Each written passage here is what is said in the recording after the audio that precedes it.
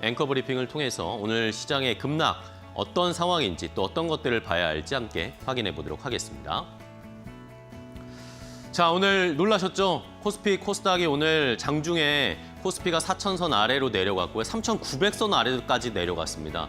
코스닥도 900선이 무너졌습니다. 어제 뭐 930선까지 치고 올라왔는데 순식간에 코스닥이 막 60포인트가 빠지더라고요. 와, 무섭게 떨어졌습니다.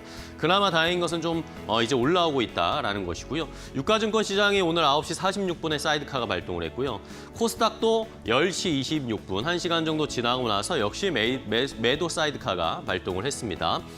유가증권 시장 같은 경우에는 지난 4월에 트럼프 대통령이 전면적인 상호 관세를 부과하겠다 그 이야기가 나왔을 때 그때 한번 폭락이 나온 다음에 이제 한 6개월 정도 만에 6, 7개월 만에 사이드카가 발동했고요. 코스닥은 조금 더 옛날이죠. 작년 8월에 블랙 먼데이 때 전반적으로 시장이 한번 폭락했을 때 그 이후로 처음으로 코스닥이 사이드카, 매도 사이드카가 발동을 했습니다.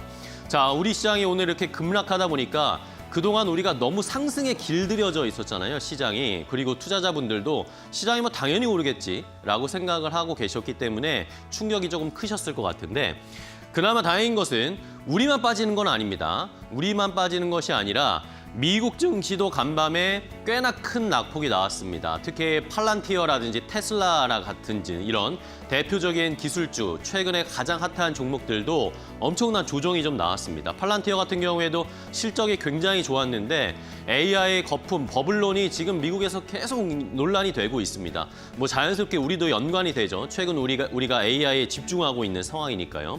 이러다 보니까 우리 시장도 뉴욕 시장과 더불어서 낙폭이 조금 더 깊게 나온 면도 있고요.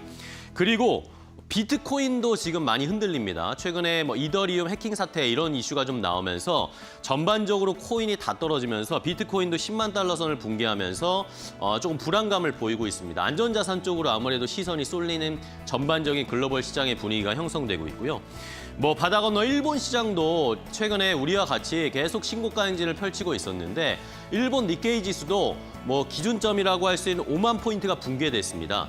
장중에 4% 넘게 하락세를 나타내면서 우리만의 충격은 아니다라는 걸로 시청자분들이 조금은 안도를 하셔야 할 것 같습니다.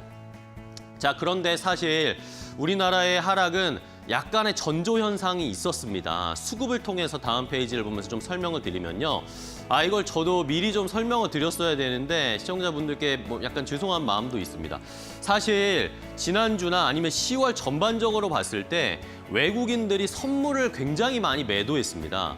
자, 보시는 것처럼 이 기준 10월 10일, 그러니까 추석 연휴 이후부터 어제 오늘까지 외국인들이 선물을 8조 넘게 매도를 하고 있었거든요. 그리고 지난주, 그러니까 에이펙 기간 동안 지난주에 월요일부터 그리고 이번 주까지 무려 6조 원 매도 우위를 보였습니다. 어쨌든 매도 우위를 선물 시장에서 보였다는 건 외국인들은 언제든지 조정에 대한 대비를 하고 있다라는 시그널을 우리가 받아들일 수 있잖아요. 그런 면에서 지난주부터 약간 유독 눈에 띄게 외국인 선물 매도가 많이 나왔었습니다. 그런 것들을 저희가 미리 알고 대비를 좀 했었어야 하는데 그거는 조금 아쉬운 부분입니다. 어쨌든 한 달 정도 외국인은 미리 하락에 조금씩 대비를 하고 있었던 것 같고요. 아니면은 뭐 외국인들이 이제 연말이 다가오니까 어느 정도의 결산을 해야 되겠죠. 수익 실현도 어느 정도 하고 내년에 포트도 새로 짜야 하기 때문에 그런 준비를 미리미리 했던 것 같습니다. 그런 것들을 우리가 미리 알았더라면 좋았겠지만 뭐 그러면서 이제 우리 시장에 대한 펀더멘탈 자체가 변한 건 없으니까 조금 더 너무나 두려워할 필요는 없을 것 같고요. 그러면서 재밌는 것이 현물 코스피를 외국인이 많이 팔았는데 이제는 코스닥 쪽으로 매수가 좀 들어오고 있습니다. 외국인들이 코스닥에도 이제는 좀 영역을 넓히면서 코스닥 쪽으로도 관심을 보이면서 사고 있다라는 것들은 우리가 또 주목해봐야 할 포인트입니다. 어쨌든 시장의 하락에 어느 정도 수급에는 전조 현상이 있었다라는 거. 앞으로는 외국인들의 선물도 저희가 좀 자세하게 좀 체크는 해봐야 할 것 같습니다. 자, 그리고 우리 시장이 사실 10월에 오르기도 너무 많이 올랐습니다. 여러분들도 느끼셨겠지만 10월 추석 연휴 이후에 에이펙이 끝날 때까지 거의 하락을 한 적이 거의 없었습니다. 날수로 따져봐도 거의 다 상승을 했고요. 자, 이게 이제 월봉을 제가 코스피 월봉을 이렇게 가져왔는데 자, 보시는 것처럼 이 10월 한 달 동안 지수가 4,100포인트에서 그리고 4,226포인트 선, 4,200선까지 올라왔습니다. 그러니까 한 달 사이에도 지수가 너무 많이 보시는 것처럼 이 양봉이 너무나 높게 올라왔잖아요. 다른 달에 비해서도. 그런 걸 따지면 너무나 가파르게 올라온 것에 대한 차익 실현은 당연하다라고 우리가 생각을 해야 할 것 같습니다. 10월에 솔직히 너무 많이 올랐잖아요. 그러니까 쉬어가야 됩니다. 지금이 그 타이밍이고 쉬어가야 더 멀리 갈 수 있고 더 높이 올라갈 수 있다는 걸 저희가 생각을 하면서 너무 걱정을 크게 하시지는 않으셨으면 좋겠다라는 생각이 듭니다. 11월, 12월 이제 연말 시장이 어떻게 펼쳐질지 저희가 약간은 좀 보수적으로 대응을 하면서 시장의 앞으로의 흐름을 체크를 해봐야 되겠고요. 하지만 이런 상황이지만 우리 시장의 펀더멘털이나 전반적인 상황이 변한 것이 없습니다. 바뀐 건 크게 없습니다. 자, 일단은 정부에서는 계속해서 주가를 계속 상승시키겠다라는 의지를 보이고 있잖아요. 자사주 의무 소각 법안이라든지 아니면 배당 분리과세 관련된 세율 조정 이런 것들이 아마 연내에 추진될 것으로 보입니다. 그리고 추가적으로 기업들이 조금 더 공격적으로 투자하고 회사를 운영할 수 있도록 경제 현벌을 합리화하는 것도 정부에서 지금 고려를 하고 있다. 전반적으로 정부의 주가 부양 의지는 꺾이지 않고 있습니다. 오히려 11월 달, 12월 달, 12월에 더 많은 이슈가 부각될 것으로 예상이 됩니다. 왜냐하면 빅 이벤트 에이펙이 끝났으니까요. 이제 이런 쪽으로 관심을 가질 수 있을 상황이고 AI 투자 빅사이클도 변하지 않았습니다. 어제도 제가 앵커 브리핑에서 말씀드렸잖아요.